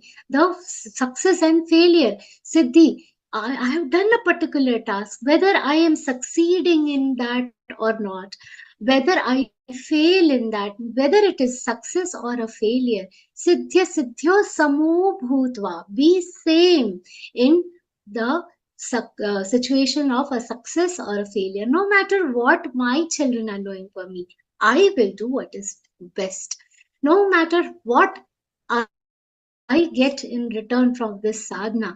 Many people, when we try to talk to them as Gita Pracharak, what will I get by learning Bhagavadgītā? What you want? Whether what you are getting, that when a person with that kind of attitude will not, be able to focus on getting the best out of this entire human life itself. So siddhya siddhyor samo bhutva samatvani yoga uchyate. When Shri Krishna is telling yogasthak, what he has told, first he's told about many things. What he's saying, yogasthak kuru karmani. So he's telling, be established in yoga and then do your action. Yogasthak karmani kuru. The first order is kuru. do actions. How you have to do action? By being yogastha, by being established in yoga. And then the question comes, what is yoga? Shri Krishna answers that immediately in the second line. What he says, Samatmai Yoga Uchyate. The Samata, the equanimity, our balance is yoga. Our balance is what? Balance in everything. See, for small things, just like if you go to purchase gold, the goldsmith is so careful about weighing, not even 1 centimeter, forget it, not 1 millimeter also the balance should go there. We are so careful in balancing. Even the vegetable vendors nowadays, 1 kg here and there, so much investment into that balancing. And our own actions, we are not thinking about any balance there. It is so important to have a balance there. Balancing ourselves in the in this is very important. That balance itself comes from what? Yoga. That balance, yoga samatvai yoga uchyate. That is the samata, the equanimity is yoga. And where Swamiji tells two very important things here, which I feel like sharing with you. When he's saying Yogasthak Kuru Karmani, Swamiji tells two important things. When you are doing yoga, when you are doing actions in these two ways, one has to think about two things. One is being very whenever you are doing any action, do with lots of concentration. For that, Swamiji has quoted a very beautiful story of Swami Dattatreya. He says that he had 24 gurus, and amongst from anybody he would learn anything. One day he says he has seen he quotes an example of a person who was making a arrow. He was designing a bow and arrow, and he was so busy with that Bhagwan was observing him from a distance. And when this person was working, there was a huge Shobha Yatra. What is a Shobha Yatra? A huge procession of a king was passing by. Now, kings of that time were very wealthy, prosperous, and an entire procession passed from beside this worker. But he was so busy that he didn't even look up to look at the procession. He was so busy with his work. And after the entire procession passed away, some people from the village came and asked, "Oh, did you see the procession? Did you see that Shobha Yatra of king?" He said, "Procession? I don't know." And that is when he realized that some big procession has passed by this road. Till then, he didn't even realize. And Bhagwan Dattatreya, there he mentions that this level of concentration, this is the ekagrata. And how we were nowadays studying tuk mobile, WhatsApp, eternal distraction everybody has on. And now, no matter where you're working, eternal that distraction, even while cooking, now video, YouTube, WhatsApp, everywhere we need. Sitting in the traveling, nowhere that concentration is there. Swamiji says always that ekagrata, when we are seeing yogasthak kuru karmani, to attain this state, one important thing is ekagrata, concentration. And another important thing Swamiji says is savdhanata, that is cautiousness, vigilance. As students, now we were talking about exams sometime back, and as cautiousness, now I have studied a lot, I've studied so much. Now, with full concentration also I studied. But I went for the exam, and today I've studied full for physics exam, and in the examination room I realized the paper is of maths. Then what to do? This is then that entire ekagrata, entire hard work gone for a toss. So everything has to be done with cautiousness. So Swamiji adds this very important two things, that all to become a yogastha, to become a yogi, concentration and cautiousness and vigilance are extremely important. With all this, we have to assimilate with full concentration, with full savdhanta. We do not have to misinterpret whatever we are going to learn. This question comes to us for what? That we don't misinterpret all that we are learning. Huh? Suppose so tomorrow people will say, whatever result I got, Hari Icha that I didn't pass in the exam. No. Everything, whatever efforts you have to do with full cautiousness. With complete savdhanta, we have to assimilate all these principles within us. That two important things we have to understand, and further we have to understand what Shri Krishna is telling. Durena havaram karma buddhiyoga dhananjaya buddhau sharanamannviccha kripana phalahetavaha. Shri Krishna is told about two things. One is buddhi yoga and karma yoga. What Shri Krishna is explaining here, that all people who do not take the refuge of the buddhi yoga, they are they are very helpless. Those who are completely busy, those who entertain themselves in various desires, and while performing different actions, they become so helpless, they cannot focus on anything, but they will be focusing on the wrong things, and the yoga doesn't come to them. We will see the further very beautiful description of the karma yoga and of how to attain all this yoga in the next particular in the upcoming shlokas. Very beautiful. Shri Krishna is going to give us the beautiful things, beautiful shlokas we are going to see in the next shloka. While we are going to see the next shlokas, we will also try to understand that what is the basic, always remember, basic qualifying thing that Shri Krishna has told about samatva. Taking these lessons in our mind, we will study the next shlokas. I wanted to complete 2 more shlokas today, but I think I'll take a pause and we'll take them up in the next session. Thank you so much for your patient listening. I offer this entire discussion at the feet of Param Puja Swami Govind Dev Giriji Maharaj and Shri Krishna himself. Hari Om Shri Krishna Arpanamastu. Om Tat Sat.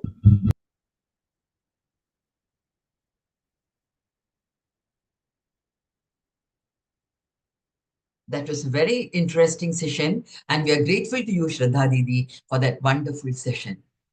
We would be seeing more in coming sessions.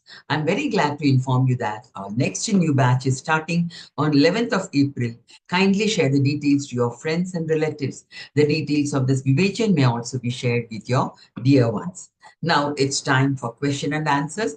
I request those who want to ask questions to raise their hands and switch on their cameras and wait for their turn, please. Yeah, Rupal Didi is here for answering your questions. You all know Rupal Didi very well, so I'm not going into the details. Yeah, because she has been here explaining to you week after week. Yes, Didi, Rupal Didi, thank you so much. Yeah. Yes, Geeta ji, please unmute. Due to some very urgent work, I couldn't take the session today. But from the next session, I'll be continuing. Geeta ji, please ask. जय श्री कृष्ण. मेरी क्या आदत है ना कि I am in the habit of doing one job with concentration, but these days people think this type of doing action is outdated. You should do multi-action at the same time. So people think themselves very smart. I can do so many work at the same time, but I enjoy doing one action with full concentration at the same time. Am I wrong? Or people who are commenting upon me, they are right? No one is wrong in this world. Everyone has their own perspective. Everyone is seeing the things where they are standing. And nothing is wrong. And nothing we can say that this is not right. But multitasking is not considered in particular tasks. Like we are sitting for the upasana, then we cannot do multitasking. When we are doing Namajapa, we cannot do multitasking. We are doing Namajapa also, we are talking to you also, I am thinking of something else. That cannot happen. So multitasking in these particular tasks cannot happen. And I don't know what such tasks you do and people see like that, but it is always good to focus on one task, finish it, and then do another one. Some small tasks. See, one task should be on your focus. But other than that, small tasks you can do with that. If you're not doing that, it's totally fine. You don't need to bother. If others are saying and you also want to implement that, can pick up smaller tasks, not too bigger tasks doing at the same time. Mm. So don't choose two tasks, just one task, one major task, and then smaller tasks can be done together. But it is focus on one. No problem in that. Okay. Let's say, for example, at the time of doing puja, I don't want to speak to anyone. I am concentrating on That's puja. best. That's best. Yeah. You don't need to be multitasking for that situation. But at the time of folding clothes, and then I can watch TV and do fold. That's The action which is not needing so much of concentration, then I can do exactly. like that. With So- Vivek Drishti, we can choose where we need multitasking and where we need to focus on one task. Yeah, yeah. Okay. Thank you, thank you. Okay. Jai Shri Krishna. Rupal Krishna ji. Jai Shri Krishna. Jai Shri Krishna. One basic question in the shloka 45. Traigunya Vishya Veda Nishtraigunyo Just let me. Arjuna. Which shloka? Which shloka? 45th. 4-5. Okay. Traigunya Vishaya Veda. Here, Veda has come. What exactly it means in Veda with this context? Wherever Lord Krishna has to give you pramana or justify something. So, to authenticate that, he is using Veda word. So, Veda, whatever Vedas are telling, Vedas are just talking about these three gunas. Traigunya Vishaya Veda. Whatever Vedas are telling, that is just Traigunya. Because in this word, there is nothing other than these three gunas. Anything, whatever is there, everything comes under these three gunas. So, Vedas are just to authenticate and give, to emphasize more on that topic. Okay, nothing else. But this is he's telling all Traigunya means all three gunas to be added and you're doing the work. But in the previous it is being told do one work at a time, one action at a time. How this is going to be get? What Krishna is telling here, there are whatever is in this world, there are three gunas. It must have three gunas, whether it is tamoguna, rajoguna, or satoguna. So he is just asking Arjuna to be nisprayagunyo bhavarjuna. Don't have any of these gunas. When you become nisprayagunyo, means you are not having any of these gunas, then you will be nishkama. I will just perform my any action with kartavya drishti. So Lord Krishna is asking with that drishti, you should perform your karma with kartavya drishti, not being upset by any of these three gunas. Okay, nothing else. Just this. That indicates Just be these three. Nirdvando nitya sattvastu niryogakshem atmavan. And you don't even think that if I am concentrated on one point, I'm just doing upasana or I'm just surrendering myself into the Krishna. So don't think that he will have your yogakshema, means whatever you want, I will fulfill that, and whatever you have, I will save that. Don't have the desire for that also. Niryogakshema. Don't think in that way also. Just be Atmavan. Atmavan is just surrender yourself. I'll take care of everything. You don't need to think of anything. Okay? So just fight, nothing else. Convincing on that point. Just one basic question. What are Vedas? Sorry? The basic question of what are Vedas? Rig Veda, Yajur Veda, Sama Veda, Atharva Veda. These are the four Vedas only. Yes. More Vedas have so many branches. Bharsravatma Samaveda, 1000 branches of Samaveda, 21 branches of Rig Veda, Ekvimshatidha Rig Vedaha. Then Yajur Veda has also so many branches. Then comes Atharva Veda. All the Vedas have so many branches. Most popular this time is Yajurveda has two branches, Shukla Yajurveda and Krishna Yajurveda. Most of the Veda Patis, Brahmins, memorizing these two Vedas. But we have so many Vedas, 4 Vedas, but so many branches of these Vedas. Okay? Okay. Any Shastra, Vedanta, all the Darshanas, anything we have, just to understand the Vedas. Vedas have all the knowledge. To understand that knowledge, to get that knowledge, we have all supporting Shastras, Vyakarana, Jyotisha, Kalpa, Nirukta, Chandasa, all this. Okay? Okay. Yes, Krishna. Yes, Madhushriji. Jai Shri Krishna Didi. Jai Shri Krishna. Didi, I had it out in 45th shloka. There is a word Nitya Sattvasto. Can you please tell me the exact meaning of that word? Here, Sattva is referring to Paramatma, the ultimate reality, the ultimate existence. Lord is saying, Nisray Gunyo Bhava, don't keep yourself in Tamoguna or Rajoguna or Satoguna. Just go beyond this when you be in Nitya Sattva. So, means you keep yourself in one guna, that is Paramatma. There are no gunas, means these 3 gunas are not there. There is just Paramatma. Paramatma mein sthit ho jao. Like this. Okay? Didi, I had one more doubt, little bit deviating from the topic. It was that what is exactly dharma? Dharma is whatever is right. That is Dharma is nothing. Dharma is not Hindu, not Muslim, not Sikh, not Isai, not Shaiva, not Vaishnava, not Shak. Whatever is right, that is Dharma. Okay? So, Dan is right, that is Dharma. Helping others is right, that is Dharma. Flying tilak is right, Dharma. Doing upasana is right, Dharma. So, whatever is right means that cannot be changed according to Pantha, Sampradaya, like it is different for others and it is different for me, it is different for my mother. No.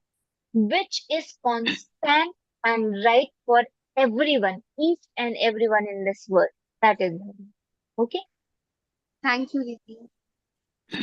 Yes, okay. Yes, Hansaji.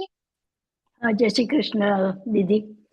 Slokas 40, the first verb, Neha Bhi Kramanashosti. Could you kindly explain it to me, please?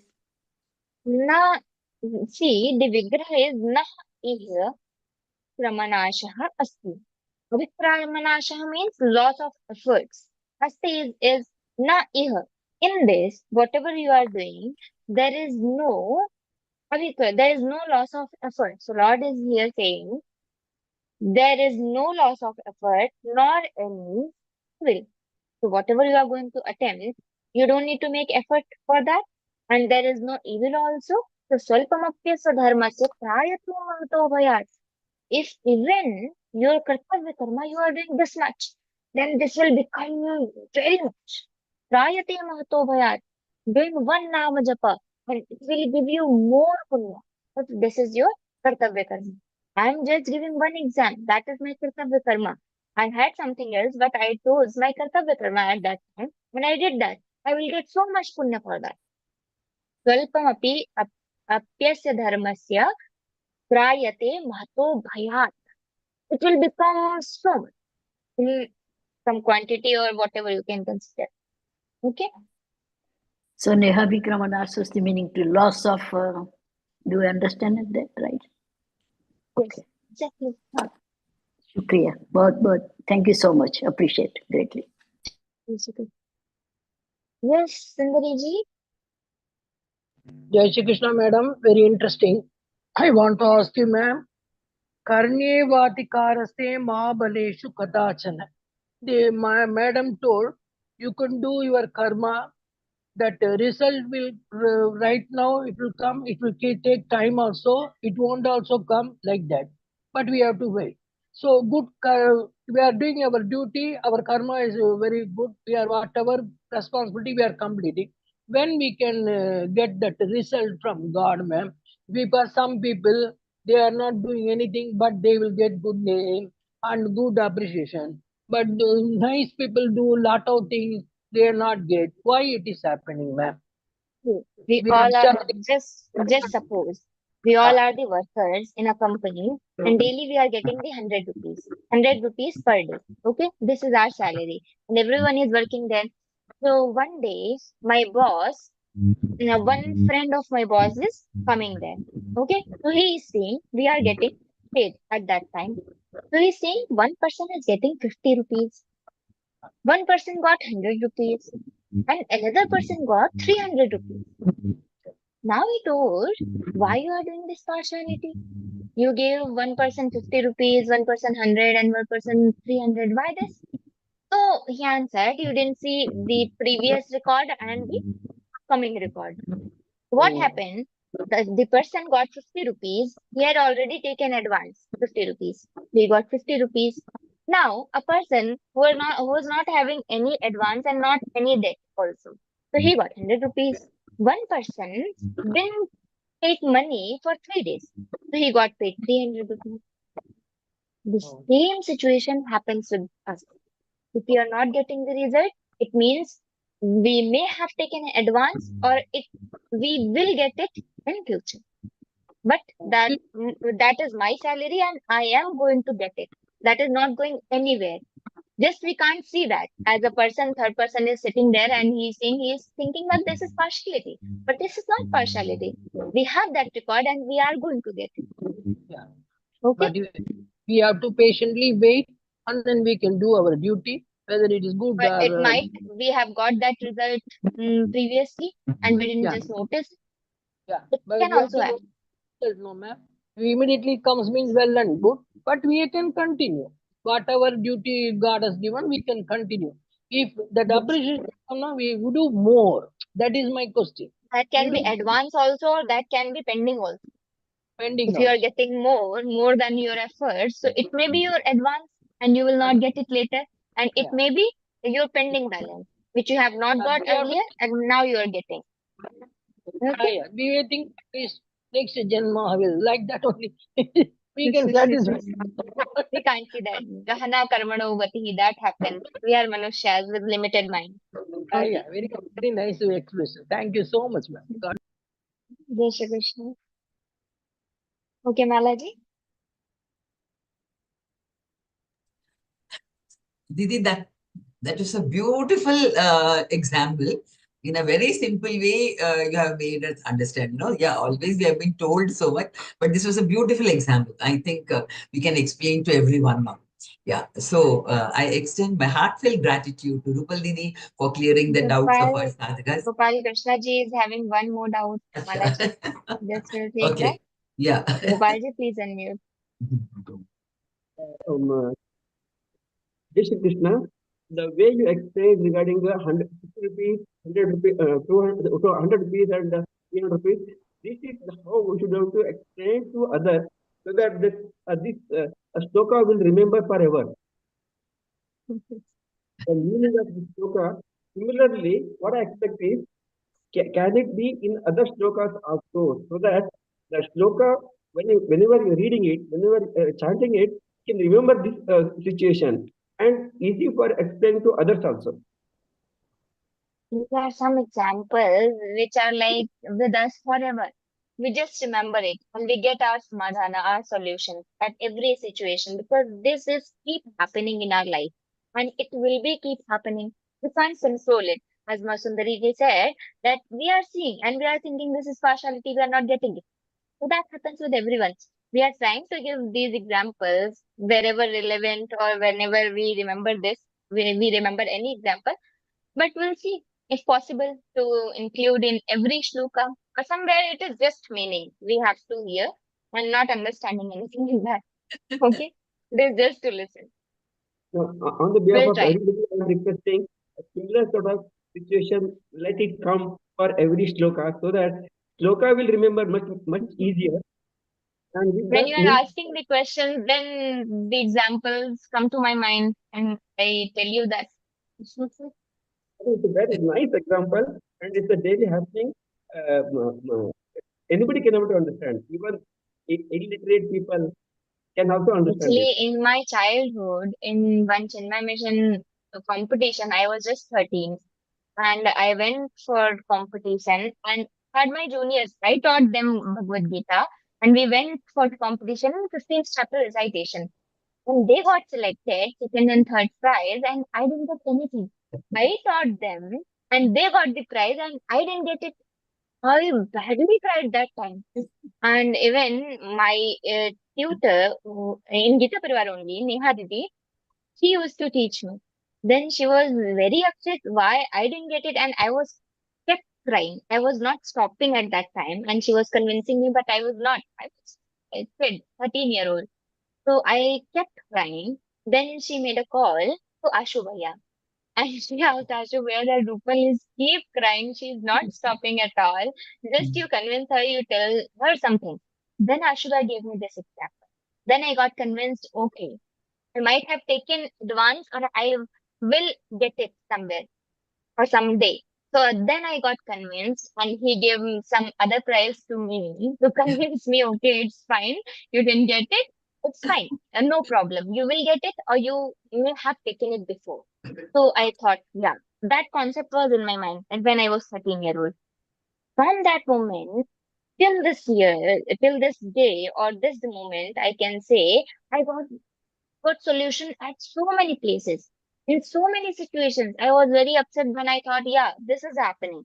So this is my karma phala only. I'm enjoying. So nothing is happening like they are getting something I'm not getting. No, I will get it or I may have taken it already. So that happens every time. We have to remember this. Okay. I also have learned in Gita Pariwar only. Absolutely. I mean, super. Very, very easy way you have convinced, because though we all know these things, but when you said this, that 150% real, and that everybody will understand, because it happens in our day-to-day life. Yeah. Okay. So, yeah, Didi, thank you so much. On behalf of Gita Pariwar and myself, I extend sincere thanks to the technical team consisting of Dr. Pooja Sharma and all those who have been at the backstage for their relentless and efficient efforts in making the session a great success. May I take this opportunity to thank all those who attended this session. Please continue your Gita sadhana and attend these sessions to enrich your spiritual knowledge. I request Chandrika Thakurji from Gandhinagar to recite Prarthana before we end this session. Didi is a retired Deputy Secretary, Government of Gujarat. Didi's hobbies are Adhyatmic reading and listening. Didi is doing seva of technical assistant, group coordinator, adder, caller, monitoring. Didi, you are a true motivator. At this age, that is after retirement and from such a big position, you are doing all these things. It's really very motivating. Let's seek the blessings of Bhagavan Sri Krishna. Yeah, Didi, please. Yeah. Yogesham Satchidanandam Vasudevam Rajapriyam Dharma Sanstapakam Viram Krishnam Vande Jagat Gurum Sri Krishnam Vande Jagat Gurum. Jai Shri Krishna, all of you, and also happy Hindu New Year to all of you. Thank you. Thank you, Didi. Thank you so much. Before we call it a day, let's recite Hanuman Chalisa. I request you all to be present for the recital. Didi, please.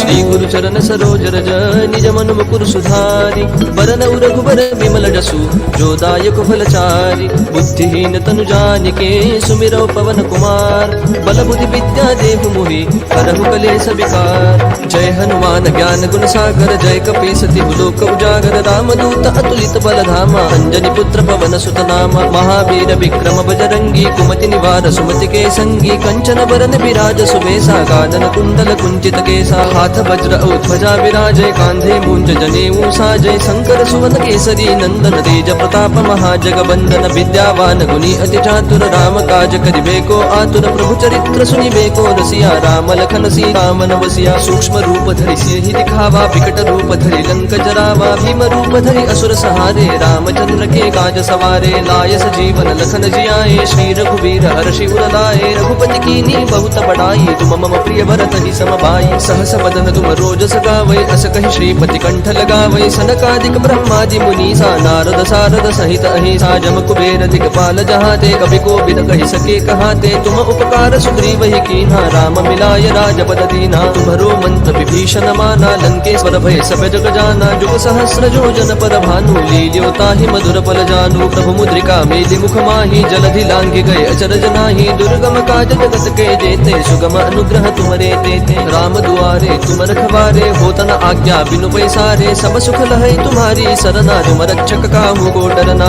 आपन तेज समारो आपै तीनों लोक हाकते कापै भूत पिशाच निकट नहीं आवै महावीर जब नाम सुनावै नासै रोग हरै सब पीरा जपत निरंतर हनुमत बीरा संकट ते हनुमान छुड़ावै मन क्रम वचन ध्यान जो लावै सब पर राम तपस्वी राजा जिनके काज सकल तुम साजा और मनोरथ जो कोई लावै सोई अमित जीवन फल पावै चारों जुग प्रताप तुम्हारा है प्रसिद्ध जगत उजियारा साधु संत के तुम रखवारे असुर निकंदन राम दुलारे अष्ट सिद्धि नो निधि के दाता असबर दीन जानकी माता राम रसायन तुम्हारे पासा सदा रहो रघुपति के दासा तुम्हारे भजन राम को पावै जन्म जन्म के दुख बिसरावै अंत काल रघुवर पुर जाई जहाँ जन्म हरि भक्त कहाई और देवता चित्तन धरई हनुमत से सर्व सुख करई संकट कटई मिटई सब पीरा जो सुमिरई हनुमत बल बीरा जय जय जय हनुमान गोसाई कृपा करहु गुरुदेव की नाई जो सत बार पाठ कर गोई छूट ही बंदी महासुख होई जो यह पढ़ हनुमान चालीसा होय सिद्धि साखी गौरी सा तुलसीदास सदा हरि चेरा की जय नाथ हृदय महडेरा पवन तनय संकट हरन